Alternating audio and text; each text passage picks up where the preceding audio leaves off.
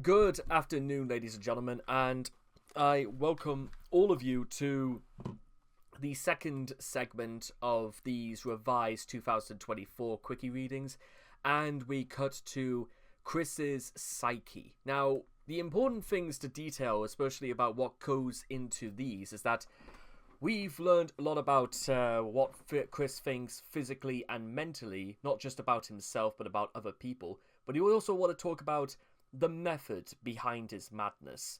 And I really do call it method because there's got to be some logical process as to how Chris manipulates and comes up with his ideas for rationalization, trying to make sense out of what goes on in his situation. And that's what we're here to talk about today. So I hope you guys are ready, and we'll get started with probably one of the biggest highlights of Chris's psyche is that how he copes with the day-to-day situations of his life. Health disclosure. This article contains in-depth discussion of Chris's physical and or mental health. This page is not to be construed as a substitute for medical advice or a professional diagnosis. All diagnoses are either taken from outside documentation or based on amateur analysis. How amateur they can be if people can somehow say that they've experienced the same sort of levels of coping mechanisms and stuff like that, because it's not a one-size-fits-all with this sort of thing, but it is worth trying to maybe mention from this point onwards is that there's degrees to how this is done, so bear that in mind. Coping is the act of minimizing the impact of stress and problems in life, and a fundamental part of the brain's ability to function and handle stressful or upsetting situations. In order to intentionally avoid any and all unpleasant realities, Chris takes coping to unhealthy levels. People cope using multiple different ways that help reduce stress and increase performance. However, Chris uses coping mechanisms such as escapism and nostalgia, which are known to be forms of maladaptive coping, and gets absolutely nothing done as a result. Chris can easily be considered the king of escapism, as he does everything he can to avoid dealing with the harsh realities of his life. And unfortunately, ladies and gentlemen, I don't know if it's like a part of like Peter Pan syndrome that Chris would rather stay in Neverland, so to speak, than not stay in it, because unfortunately, as things have shown throughout the years, Chris has showcased time and time again that the world of make-believe is far more inviting and luxurious than the real world, which has already decided to reject Chris, mostly as a result of Chris's antics, shenanigans, behaviors, and inappropriate behaviors as well. And by the way, in case you're wondering what this black dot is on my head, is that, well, today, outside of Valentine's Day, it's also Ash Wednesday, so I'm literally, for more aspects of tradition, I'm just going to keep this on for the rest of the day, so make of that what you will. And don't be surprised if this appears in more than one video, it's just how I cope with this heavy schedule. Anyway, so what we're showcasing here, ladies and gentlemen, is one of Twilight Sparkle's secret shipfic folder cards, and Chris made one of these called Psychic Type Talk, in which how he has to sort of confide in Magi-chan, Mewtwo, and Sylvana, and thinking that the only people that the only things that can actually relate to Chris's struggle are those of his own creation. So this is more just a regurgitated talking point in order to rationalize that what Chris is feeling, the things he has done, are justifiable as well as okay. And bear in mind, win this goal with Magi-chan and Sylvana as they ship together with accidentally or in a chain. During the months with Idea Guy, before the disbanding of Quickville's Psychic Squad, the psychic Pokemon in the Psychic Tower above the Quickville Police Department came down with a mental virus that ailed them for a while. I astral projected there and hung out with them as we talked and had simple and a good time together. Because during this time, the Idea Guys were doing unspeakable things, and Chris had basically nowhere to turn at this point. Overview. Most people cope with stress using a variety of methods, including, but not limited to, meditating, talking with friends, sleeping, eating, or playing video games. Chris did these, as well as using some maladaptive coping mechanisms such as escapism and nostalgia. These tools, in moderation, can relieve stress, but Chris takes them to unhealthy levels. Coping is used to only temporarily relieve stress so a person can gather themselves and go finish the stressful task. Instead, well, okay, I think we could just pause just for one moment, gather themselves enough to finish a stressful task. And listen, something I want to share, and I'm not particularly very afraid or, going to be looked at as a snob for sharing. But listen, as some of you guys may know, is that I have Oxford dictionaries about philosophy and about sociology, and I also have several books on Freud about mental psychosis and about a large part about psychology in relation to dreams. And because it's something that Chris has brought up several times before. But in the case of this, ladies and gentlemen, there are several things that a person can use in order to overcome a stressful task. There is a rewarding mechanism. The idea being is that you can envision a reward that happens afterwards, and that when you visualize it in that light, it makes wanting to get through something stressful a lot more tolerable. Also, there are plenty of instances, and I can relate to myself, is that I may be in the middle of a task I don't like, but it's not going to kill me. It's not going to be the end of the world, no matter what happens. So you have to see the situation in maybe a little bit of a clearer, a bit more of a rational light. What are the fundamentals about it in reality? Target those first, and then literally only focus on those. Focus on the task at hand. Focus on the reality of things. Don't overthink them.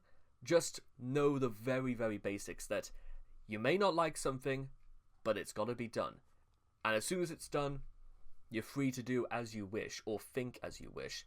And by that's over, ladies and gentlemen, you'll be looking back on certain things and you'll be laughing at yourself that you thought it was as bad. I think the cause for this, ladies and gentlemen, is the idea that every experience, ladies and gentlemen, should be rewarding. There's something that a person should gain from an experience. Because failing to do that, you won't actually learn anything through your experiences. And if you don't learn, ladies and gentlemen, you'll not just make mistakes that you've made previously, but you'll make the same ones again. And unless you actually want to learn and get over, and this is probably, I don't know if this is just something Chris never got good at, or whether he just systematically chose the easiest option, i.e. not to be put in a situation that would ever test him in the real world. That might make a bit of sense, because listen, it's not just the sort of thing that would happen for someone like Chris. It can happen to anybody of any age. It depends on personal circumstance, how people relate to stress, whether or not people find stress as a result of hard work, or the idea that any work demands any amount of effort, extraneous or otherwise, is too much to overbear, and the only thing to do is to detox or to remove yourself from a certain point in time. So make that what you will, because it's interesting to see, Chris sort of tries to do a lot of different things, but unfortunately, ladies and gentlemen, it's all well and good for Chris to, escape into a world of his own making, to actually make stuff using the logics of his own mind. But a lot of people might also turn around and say, well, if Chris doesn't make any money out of them, then they're practically worthless. Because how are we meant to take the merits of somebody seriously if what we think about them is nonsense, and that we refuse to buy into it, and subsequently refuse to buy from somebody who is warped, deranged, and slow in the mind, as he refers to it as. And by the way, autism doesn't play anything whatsoever into being slow in the mind. Anybody can be autistic and actually be incredibly bright, articulate, accurate, and not a complete arsehole. This is not revolutionary. But what is revolutionary is people actually using their autism and saying that it is the best thing that could ever happen to them. The best thing that people can do to counteract the accusations that people who are autistic are slow in the mind and therefore less worthy than other people is by making the case that actually autism is the best thing that could ever happen to somebody. Something that even to this point, Chris does not see value in. And maybe possibly, I know I'm rambling about this, but I'll get to the point very quickly, is that Chris, the main difference, I think, honestly, between me and Chris is that I cherish my autism. I cherish the things that I've been able to do because I'm different. Chris doesn't. He views autism as a curse. He doesn't view it as the sort of thing that could ever improve his life. He just blames everybody else, and therefore if he can blame everyone else, then he doesn't have to take any responsibility, because why would you apologize if you haven't done anything wrong? And again, maybe you think I'm like going way overboard even for like Freudian standards, but I do honestly believe that. I really do. For someone who effectively does nothing, Chris leads a very stressful life. That's not a catch-22, that is a catch-22 and a half, and takes escapism very seriously.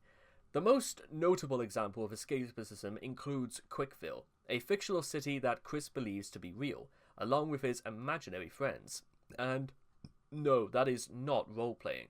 Chris truly believes that Cwikville and his characters are real, in both C-197 and 1218. Chris also shows signs of avoidance behaviours, the act of avoiding stressful situations or feelings, see? He claims his fictional concept of dimensional merge will fix all his problems and pay all his loans once it is complete. Chris has also pushed nostalgia as far as possible. Decades after leaving school, his mind is still fixated on the positive events that occurred at the time. And again, this is where I bring the aspects of like different perspectives and also different opportunities into light. Whether you want to say this is a result of like being from two very different periods of time, or not having the intuition to make the most of what you have anyway, will remain to be seen in the future. But also, I cherished my time at school like tremendously, even throughout the bad times, don't get me wrong. But it is also worth noting, ladies and gentlemen, that my school days are long over. It's been 10 years since I did my GCSEs. It's been 8 years since I did my A-levels. It's been 5 years since I finished my my short film and got my animation degree. You know what? That's in the past. And I've got to move on with my life. I've got to do what I know, and I've got to make it work. So, and bear in mind, with all that being said, I actually really do feel like my life is actually starting to begin properly. And that I can actually put the past into the past. But I always must remember what I've learned from them. Because, as I said before, if we go into experiences and we're not grateful for what we've learned, then we're going to just doomed to repeat our cycle over and over again. Something Chris is guilty of 100%. Recently, Chris bought a school desk, probably to help relive the Galpal-filled days. Or maybe it was just something so he could actually work in his mountains of junk and toys. Chris dusting himself off. Not a euphemism, by the way. In the years and months prior to September 2011, Chris displayed some degree of being able to move on and away from traumatic events in his life. He'd simply try to throw the events in question to one side before becoming engrossed in whichever new sweetheart or troll crossed his field of vision. Following the death of his father, however, Chris has lost this coping mechanism. After a protracted period of grieving, Chris instead began using maladaptive coping methods, excluding flouncing and death threats, that gradually evolved into the current state over the ensuing 8 to 9 years, among which are escapism, astral projection and the dimensional merge, rationalization, I can't go to BabsCon because of COVID-19 so it must be part of the merge, disassociation and safety behaviors such as spiritual possession and sensitization, i.e. flipping out over blocks on Twitter resulting in the soft exile. Nostalgia. We're going to be covering like a large article about nostalgia later, but the main principles are these. Like many people, Chris has a strong sense of nostalgia for past events. Unlike many people, Chris has used nostalgia as a crutch, and prefers to retreat into his rose-tinted view of the past instead of confronting issues facing him in the present day. Death threats. Something that, okay, so you may be thinking it's a little bit, possible to agree with Chris, even for people who are less fortunate than ourselves, and that might be the only way to get into a cycle where they can enjoy their life one way or another. You be the judge on that, because everyone's sense of nostalgia is going to be rose-tinted, and depending on what shade of rose you're looking for, it may not be for the best, or it may not be as good as you remember. Death threats. Something, however, that's a little bit harder to justify. In fact, no, it's not justifiable at all. One of Chris's most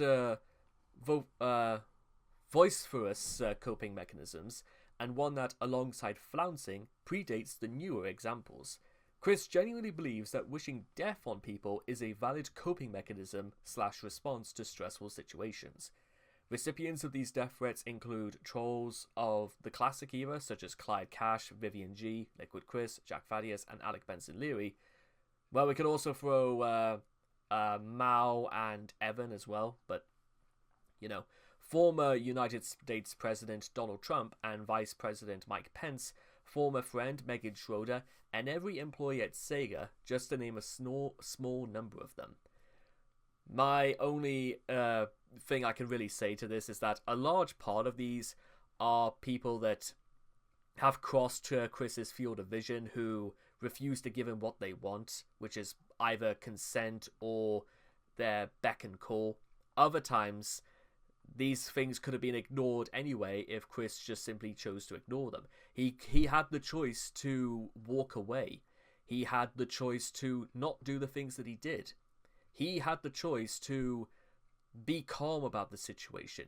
He had the choice to display maturity. He had the chance to display the things that we would be surprised at. We would have the opportunity to do all... He would have had he had these opportunities, and he didn't take them. Whether you want to say, his ego was his undeniable downfall, or whether or not Chris is really just that ridiculous, well, I'm going with the latter because of what we know, and possibly as we go through this, the rationale of why he thinks he does what he thinks he knows. Flouncing. Damn trolls, your bullying is not appreciated, even locally. Yeah, especially locally. So you could just take your bullyings and bully yourselves. If you're bored, go work around the house. Go take a walk, because you don't need the internet. You don't need to stay cooped inside. You just need to go outside and enjoy life and the sun and the days you have to live. Chris suggesting alternatives to the internet that he refuses to himself, circa YouTube finale. Which finale, however, was this? Was this the first or second one? Because let's be completely honest, ladies and gentlemen. March. Okay, so that's his first finale. So Chris has had also many habits of trying to assert authority by saying that if you really want to live a healthier life, you must do as I say. But that's mostly just so it can get people off his back. It's never really for any real benefit except his own, which is something I've covered before with a lot of the sex things, is that they're not really pleasurable to anyone except Chris himself, and other people involved are just sort of toys with no moving parts as far as Chris is concerned. The first of Chris's maladaptive coping mechanisms, Chris's habit of flouncing or rage quitting the internet, is something he has attempted several times. This behavior bears the most resemblance to the maladaptive coping strategy of avoidance, but Chris's flouncing behavior bears several differences. In these cases, Chris only intended to make the internet think he had quit, and hoped that by simply lying low, the trolls would disappear. However, trolls would quickly manipulate Chris back online by using an undercover troll posing as his real-life friends to convince him that another sweetheart had been confirmed to be legitimate, and the sweetheart would in turn convince Chris to make more videos. In the case of the first instance of Chris Flouncing, he returned for a mere 36 hours after he said he was going to leave to ramble about a Family Guy spin-off that he liked anyway, so that doesn't really hold much strength. Also, it is really interesting as far as like I'm concerned, is the fact that what was it that it was ever stopping Chris before when it comes to things like I'm not entirely sure of what the right one to use is that, but did it not seem a little bit strange? Did Chris not think it was a bit strange for someone to convince him immediately to get back on the internet? That's what I was mentioning before, is that did this not look like, did Chris not think about getting a new email address? Did he not think about changing his number?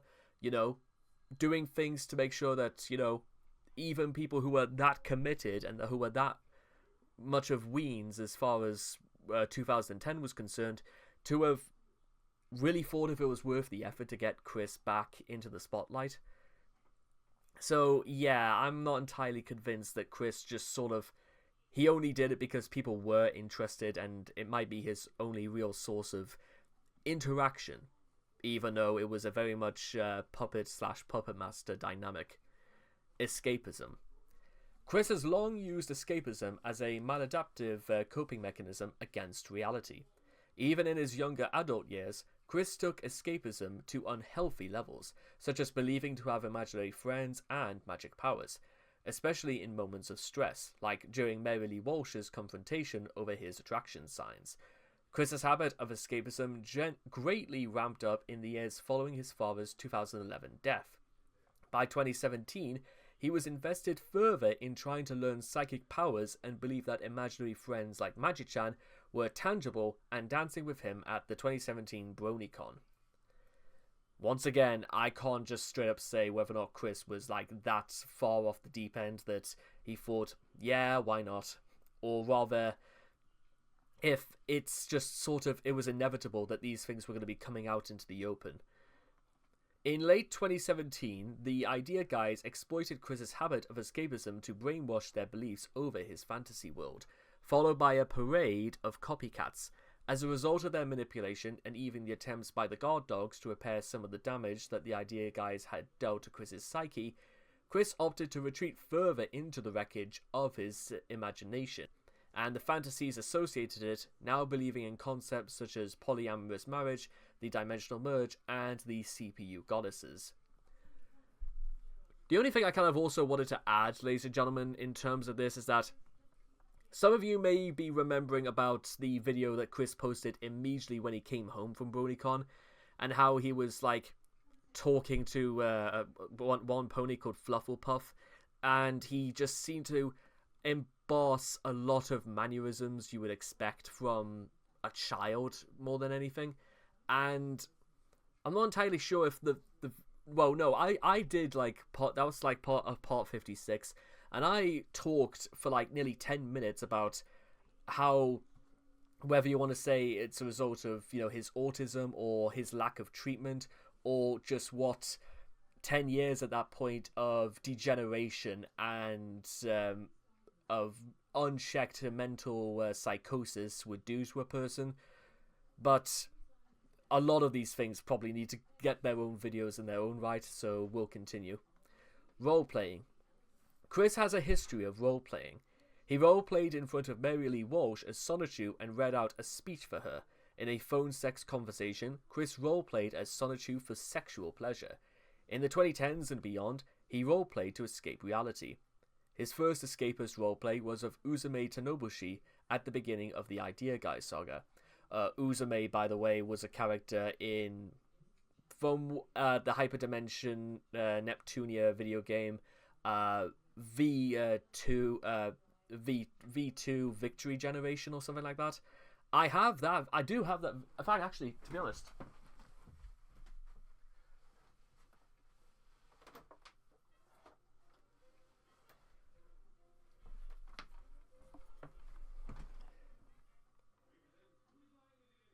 see, you didn't think I knew it all, huh? And please ignore the sounds of like classic Radio 4 playing in the background. And to be honest, I've like There are some PS4 games I actually haven't even... I don't think I've even opened yet.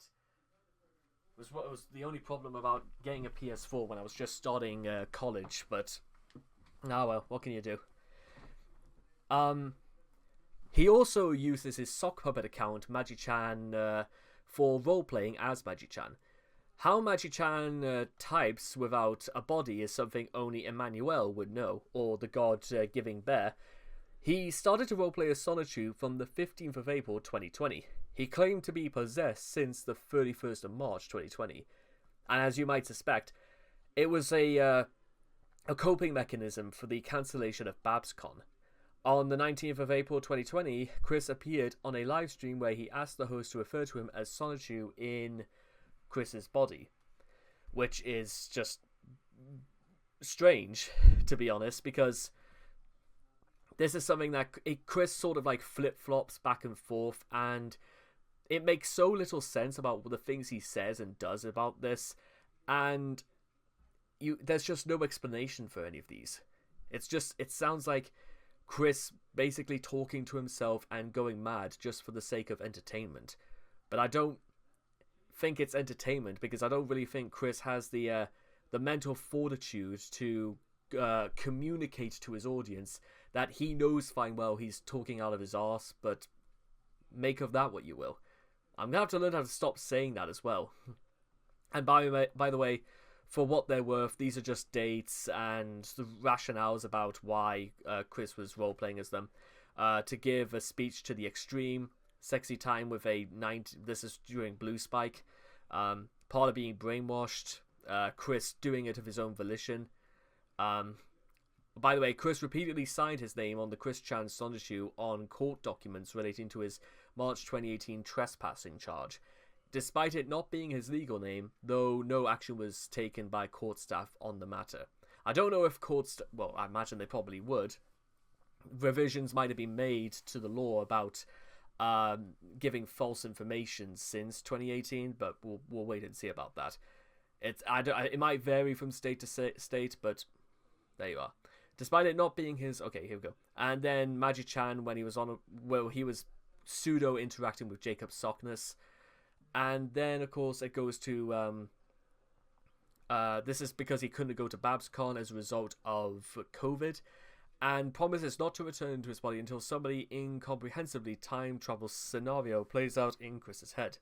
Stop the LARP after being convinced to do by an enabler. Then, when it came to Mewtwo, he was white knighting himself on Twitter, and then finally he roleplayed as Jesus Christ whilst he was sitting in prison over charges of incest. You can't quite make this stuff up, I must admit. I mean, we go from Mewtwo to Jesus in the span of a few months. Power fantasies. A power fantasy is a form of wish fulfillment that involves someone who feels powerless, making themselves seem more significant. Where have I heard that one before? A popular example of this kind of behavior is when an author makes themselves a major component of their story, and gives themselves unlimited power over an unfavorable situation they'd encounter. Such characters, which are examples of self-inserts, are often referred to as Mary Sues, Mary Stews, or Gary Stews among fan circles. I know actually quite a lot about these because I've written quite a lot of things in my time where I think, looking back, I would consider them to be more Gary Stews and Mary Stews and whatnot. But at the same time, some of them were intentional, some of them not. Some of them probably... It was a good thing I had to revise a lot of them, so there you are. While most people have indulged in power fantasies in their life, Chris's maladaptive daydreaming has taken his adherence of such fantasies to a truly unhealthy level. One of the best examples of this is Chris coping with stressful situations through escapism by replicating them in his comics. Chris's comics have served as an outlet to form a narrative centered around a stressful event, instead making everything work out as he would have wanted. Oftentimes, the people who gave him a hard time would be depicted as villains, while Chris or his lackeys would prove to be powerful enough to defeat them with ease. Chris originally centered these comics around his love child, Solitude, where he would showcase his many adventures and overcome various bad guys. However, even this wouldn't stop Chris from making the comics go full power fantasy at as early as the very first issue. From issue 2 onwards, bear in mind the first issue of Solitude is issue 0, so you have to go, this is the 3rd issue, I don't make sense of any of this. Chris would then turn his comics into a power fantasy series, where he would be in direct control over all of the people who wronged him, and get all of the things he wants. This type of behaviour from Chris isn't strictly limited to his comics. Though what I will say about power fantasies is that actually creating a narrative, a story in a comic centered around the idea of it being an intentional power fantasy in every sense of the word is not exactly a bad idea in theory. It would have only been slightly less and it wouldn't be even as interesting as it is if it wasn't for the fact it was so directly related to the author in question. I think which to be honest might be the only way you could really make these things interesting, but by that point it's almost exclusively about the writer himself and not actually about their work. Something that, to be honest, is a reflection of Chris in every sense of the word anyway. So, New Age methods. Chris has also been utilizing several New Age concepts and beliefs in order to avoid reality and the stress caused by it, including, but not limited to, listening to subliminal frequency hypnosis videos. Okay, I apologize for the slight disturbance in the system, so here we go. Listening to subliminal hypnosis videos, LARPing as his OCs, and meditation. Upon recently, he has been using ways of body swapping with a number of his OCs, including Magi-chan, Mewtwo, and most famously, Sonichu. This is a tactic Chris uses in order to escape or get away from the stresses of life and the internet in which he creates. But how he does this is quite confusing, yet idiotic. Apparently, he takes on the OC's role and inadvertently swaps minds and bodies with the said OC in the sister dimension of C-197, which gives him a break in order to reevaluate his current situation. To him, he thinks it works, but it is not subtle in the slightest, and when he has been active on social media platforms like Twitter or Facebook, there have been times when Christorians have noticed minor hints to his normal mannerisms. Just about the closest way you could call to Chris being normal, but there you are. Such as his way of speech or downright forgetting he's in Solitude's body. It happens in times when Chris is feeling overwhelmed, where he almost metaphorically retracts into his delusional shell from the world, and there have been times where he has done this for long periods of time, the longest being nearly a whole year. For him, it's a normal method he has developed for blocking out the world, but others see it as an unhealthy way to avoid life's problems, instead of facing them head-on like the rest of the world does, while also falling back on what his mad ravings of the merge being coming, and justifying his ideals of using this way of coping. It is by far one of the most crazed mental acts that people have seen in a long time. During the jail saga, and this is when Chris was manipulating people to think he was Jesus through calls and letters. In the wake of Chris's incestuous relationship with his mother, he was sent to jail where he is currently awaiting trial. Circa, he's been released, but and a whole bunch of crazy shenanigans follow, involving Chris thinking that he's Jesus to such the extent that he just stares into a camera while doing a live stream and looks so completely out of his mind on drugs that you're beginning to wonder whether or not Chris is just powering down, so to speak, or he's just completely given up about what people think and just does whatever he wants, which is which isn't new as far as Chris is concerned, but it's quite different in a way. Being away from similar surroundings like his home, toys, and mother for months, he doubled down on his coping, taking his evolving messiah complex to its ultimate conclusion. He crafted a new fantasy of being Jesus Christ, role-playing as the religious figure in multiple jail communications.